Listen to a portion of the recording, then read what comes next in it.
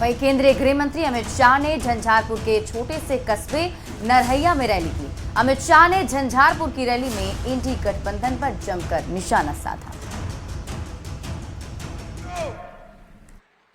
देश को मजबूर नेतृत्व नहीं चाहिए, देश को मजबूत नेतृत्व चाहिए। केंद्रीय गृह मंत्री अमित शाह का ये भाषण किसी बड़े शहर में नहीं हो रहा, बल्कि ये हो रहा है झंझारपुर के दूर दराज के छोटे से कस्बे नरहैया में।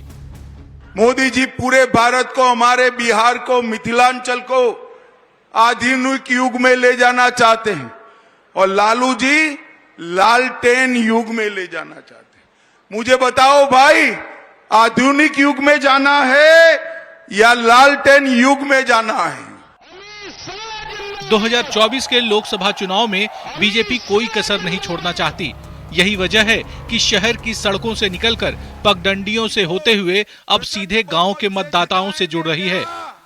इसका प्रमाण है केंद्रीय गृह मंत्री अमित शाह का झंझारपुर के छोटे से कस्बे नरहैया में रैली करना। फिर से प्रधानमंत्री बनाएंगे। देश के खजाने की पाई पाई जिस पर गरीब का अधिकार है वो गरीब को मिले, ऐसा शासन लाने का मतलब है नरेंद्र मोदी को प्रधानमंत्री। झंझारपुर की रैली में जेडीयू के राज्यसभा सांसद संजय झा भी मौजूद रहे। संजय झा ने नरहैया के चुनावी मंच से ईडी अलायंस पर जमकर प्रहार किया।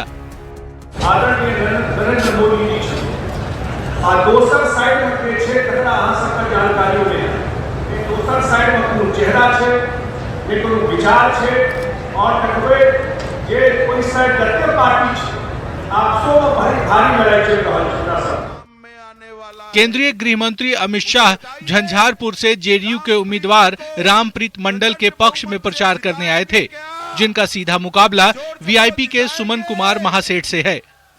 गांव कस्बों तक बड़े बड़े नेताओं का पहुंचना और नरहैया जैसे छोटे से कस्बे में अमित शाह की रैली करना ये बताता है कि बीजेपी सीधे गांव कस्बों तक संदेश पहुंचाना चाहती है, ताकि बिहार की सभी 40 सीट जीतकर 400 पार का लक्ष्य पार किया जा सके।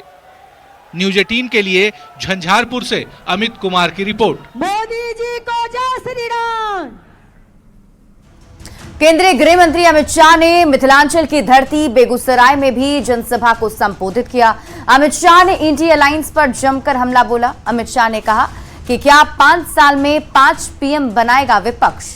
अमित शाह ने कहा कि कांग्रेस देश में शरिया कानून लाना चाहती है। कांग्रेस 370 वापस लाने की बात कह रही है, लेकिन ना लालू जी वापस आएंगे, ना ही मुस्लिम पर्सनल लॉ। इंडी अलायंस वाले कहते हैं हम वापिस आएंगे तो ट्रिपल तलाक लाएंगे, वापिस आएंगे तो 370 वापिस लेकर। अरे राहुल बाबा, पूछते लग जाएगी 370 वापिस लाने में।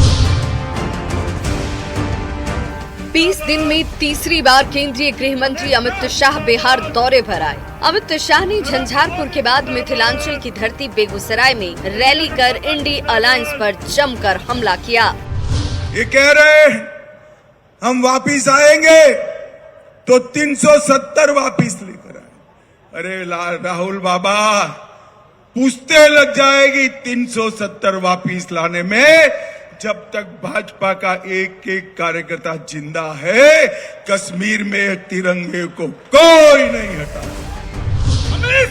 जिंदाबाद। रैली को संबोधित करते हुए अमित शाह ने इंडी अलायंस पर तीखा तंज कसा। अमित शाह ने कहा कि अगर गलती से भी इंडी अलायंस को सरकार बनाने का मौका मिल गया तो वो क्या करेंगे? क्या 1-1 साल का प्रधानमंत्री बनाएंगे? अमित शाह ने लोगों से ही पूछा कि इंडी अलायंस की सरकार आई तो शरिया कानून लागू करेंगे। क्या आप ऐसा चाहते हैं? इंडी अलायंस वाले कहते हैं हम वापिस आएंगे तो ट्रिपल तलाक लाएंगे। मुझे बताओ भाइयों बहनों, इस देश में ट्रिपल तलाक रहना चाहिए क्या? जोर से बोलो, रहना चाहिए?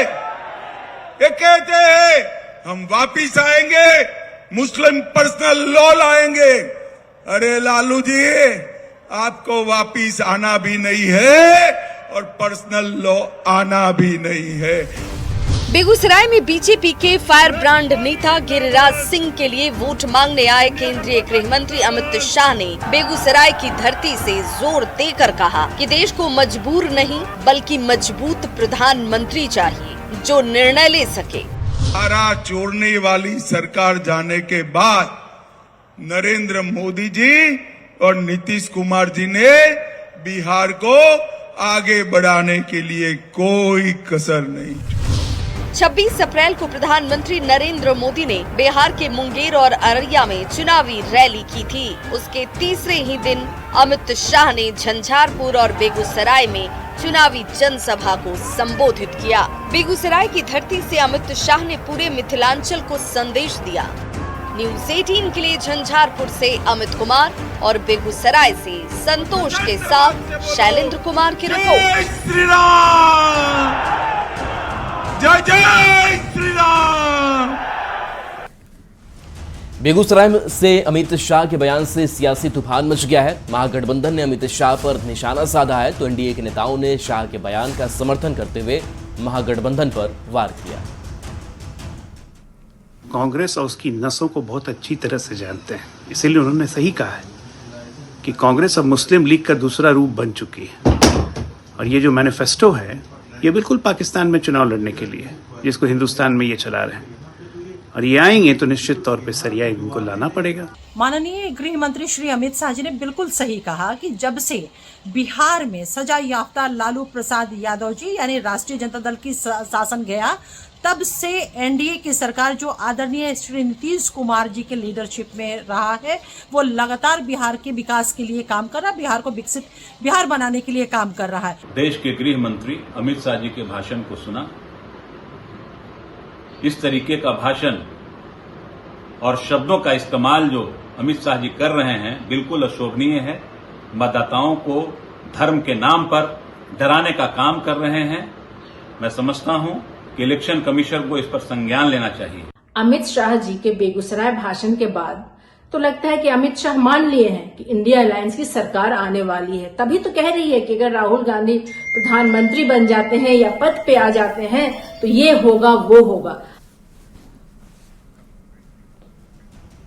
और यार रुक एक छोटे से ब्रेक के लिए जल्द लौटते हैं वापस।